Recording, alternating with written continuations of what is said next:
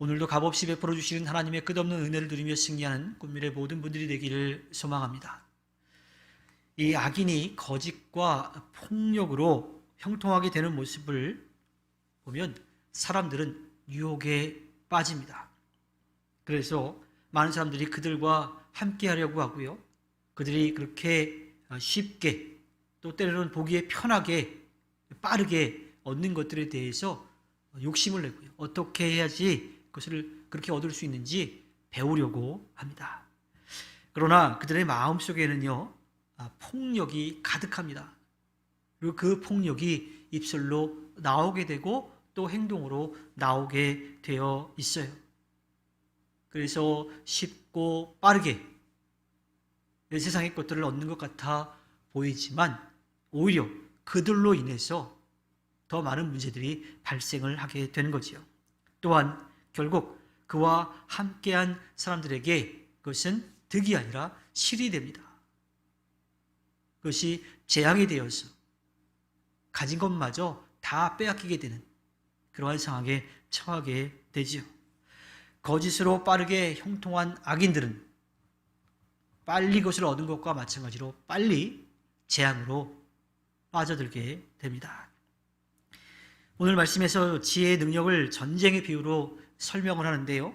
지혜가 가장 강한 용사이고 전략가라고 이야기를 합니다. 전쟁이라고 하는 것은 가족과 삶의 터전 그리고 목숨까지도 달려있는 거예요. 그러니까 전쟁을 해서 이기면 자기의 목숨도 지키고 가족도 지키고 삶의 터전도 지킨다면 그 반대로 전쟁에 지면 어떻게 돼요? 자기의 목숨도 가족도 삶의 터전도 다 잃어버리게 되는 거죠. 따라서 전쟁은 이길 수 있다라고 하는 확신이 있을 때에만 해야 되는 겁니다. 그러니 전쟁은 반드시 이겨야만 하는 거지요. 이처럼 지혜가 우리에게 얼마나 중요한 것이고 꼭 얻어야만 하는 것인지에 대해서 분명하게 오늘 말씀을 해주고 있습니다.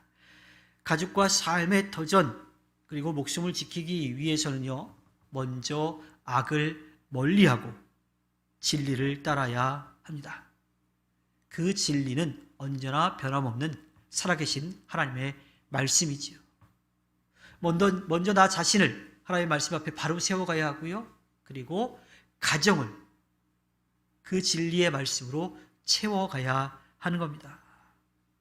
주님께서 주시는 지혜와 명철로 믿음의 가정을 세워가야 하는 거지요. 그리고 그렇게 세워진 이 가정을 지키기 위해서 하나님의 말씀을 날마다 붙들어야 합니다. 사랑하는 사람은요, 잠시라도 헤어져 있고 싶지 않지요. 만나고 싶지요. 금방 만나고 돌아왔는데 또 만나고 싶어요. 그래서 바래다 주고 다시 돌아오는 길에 전화를 하고 도착해서 또 전화하고 잠자기 전에도 또 이야기를 나눕니다. 봤는데도 늘 그리워하고 보고 싶어 하죠. 주님은 우리가 지혜를 그렇게 사모하기를 바라십니다. 지혜는요, 성도의 삶을 형통하게 하고요, 실제적으로 삶에서 유익하게 또 도움을 줍니다. 주님의 지혜는 절대적이고 완전하고 영원합니다. 그렇기 때문에 우리는 그 주님의 지혜를 듣고 깨닫고 또 따라야 하는 겁니다. 문제는 우리 스스로 그 지혜를 구할 수 없다라고 하는 거예요. 그러니 주님의 말씀에 귀를 기울여야 하는 거지요. 지혜는 근본적으로 주님께 속한 것입니다. 따라서 우리가 가진 것이 아니라 주님께 그 지혜를 구해야 합니다.